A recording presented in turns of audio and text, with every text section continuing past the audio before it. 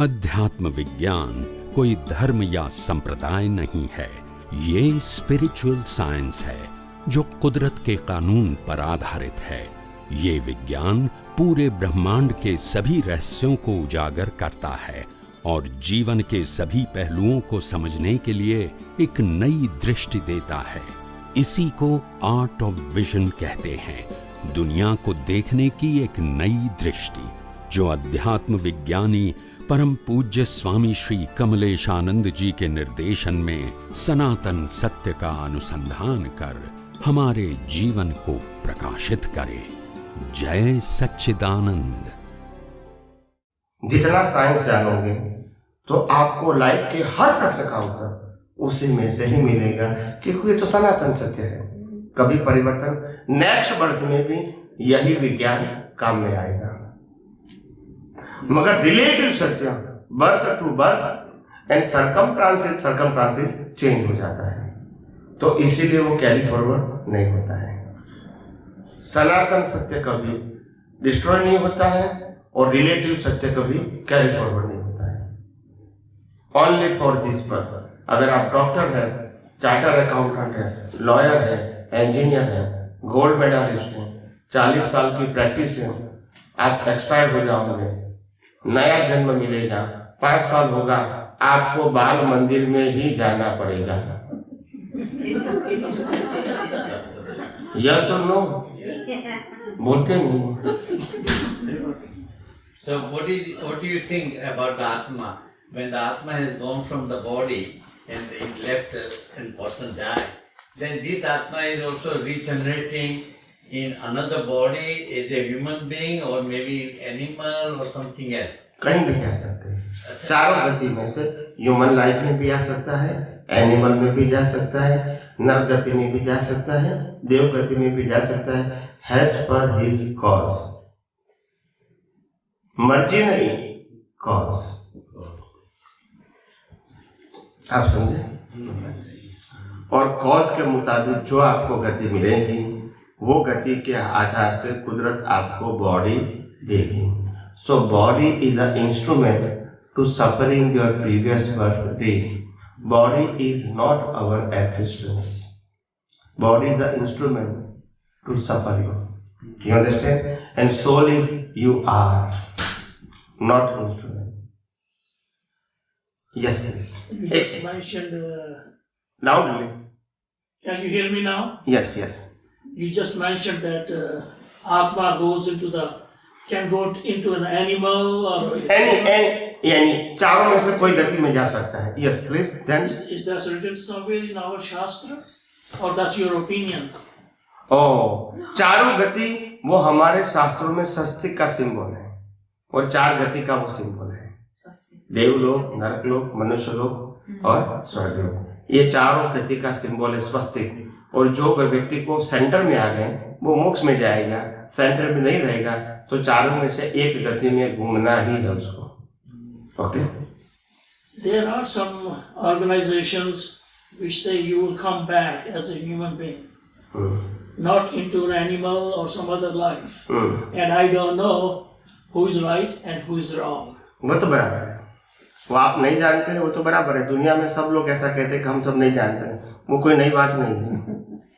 कोई लोग कहीं नहीं कहेंगे मैं सब कुछ जानता हूँ, क्योंकि वो नई बात नहीं है, क्योंकि मेरी जो सोच है वो मेरी लिमिटेड है। और everyone they explain his opinion.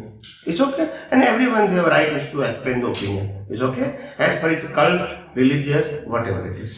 तो किसी के लिए कोई क्या मानता है, कोई क्या नहीं मानता है, वो हमारा सब्जेक्ट नहीं है। और मैंने पहले भी कहा, मेरा सब्जेक्ट कोई रिलीजन के साथ जुड़ा हुआ नहीं है। मैं यूनिवर्सल ट्रूथ की बात करता हूँ, इसीलिए मैंने स्वस्तिक का सिंबल दिया, कोई धर्म का नाम नहीं दिया। यस और नो? मेरी एक भी प्रश्न का उत्तर not connected with the religion.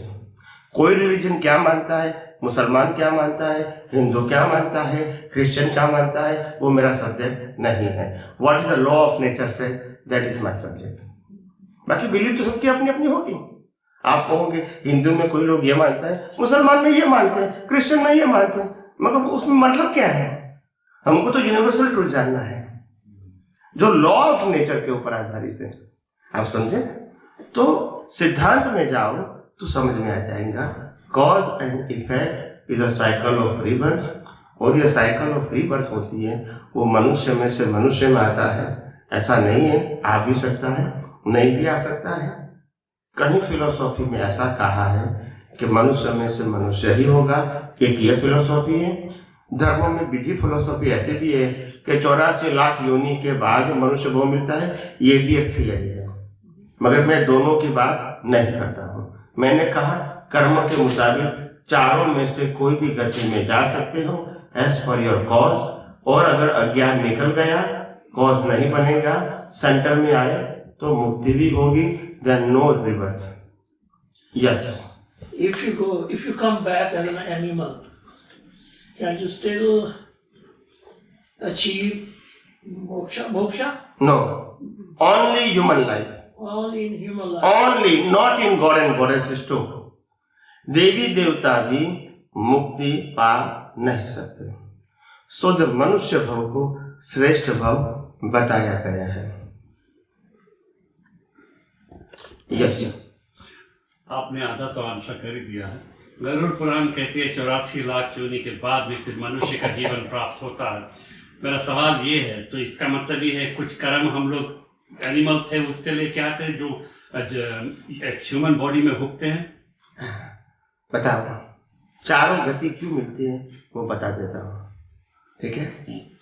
Y after the human life हमको चारों में से कोई भी एक गति क्यों मिलती है, what is the reason behind, वो मैं बता दूं, ठीक है। अगर मनुष्य में आने के बाद अगर आपका कर्म मोर देन 51% ह्यूमैनिटी वाला है, क्या है, मानवता, तो आपका रीबर्थ ह्यूमन में होगा। अगर आपका कर्म मोर देन 51% एनिमलिस्टिक है, एनिमलिस्टिक समझते हैं ना, तो आपका जन्म रीबर्थ एनिमल में होगा। अगर आपका कर्म मोर देन 51% राक्षसी कर्म है तो आपका रीबर्थ नरक में होगा। और आपका 51% से ज्यादा कर्म सुपर ह्यूमन नेचर है तो देवलोक में होगा। As per your karma, nature will decide your rebirth. You have no choice to decide your rebirth. और rebirth के मुताबिक बॉडी भी कुदरत देगी। This is not our choice. समझ में आया? तो इसीलिए मैंने प्रूव कर दिया कि body is a only instrument, not I am. Yes और no? And body is controlled and governed by the law of nature as per previous birth cause. So उसमें भी हमारा कंट्रोल नहीं from birth। ये सब मैंने बात बता दी है। आप यहाँ उधर उधर जाओगे ये सिद्धांत बीच में ही आएगा। This is a universal truth। आज नहीं तो कल आपको परमानेंट सॉल्यूशन के लिए मानना पड़ेगा, टेम्पररी सॉल्यूशन के लिए मानने की जरूरत नहीं है। There are so many options in a temporary solution, मगर permanent solution law of nature से ही है। There is no any other way। आप समझे? परमानेंट सॉल्यूशन में लॉ ऑफ नेचर को एक्सेप्ट करने का, टेम्पररी सॉल्यूशन में कोई धर्मों को एक्सेप्ट करो, गुरु को एक्सेप्ट करो, भगवान को एक्सेप्ट करो, या कोई सोशल बिलीफ को एक्सेप्ट करो, it's okay as a temporary solution. Permanent solution में आपको यूनिवर्सल ट्रूथ को ही मानना पड़ेगा जो सबके लिए एक था, एक है और एक ही रहेगा।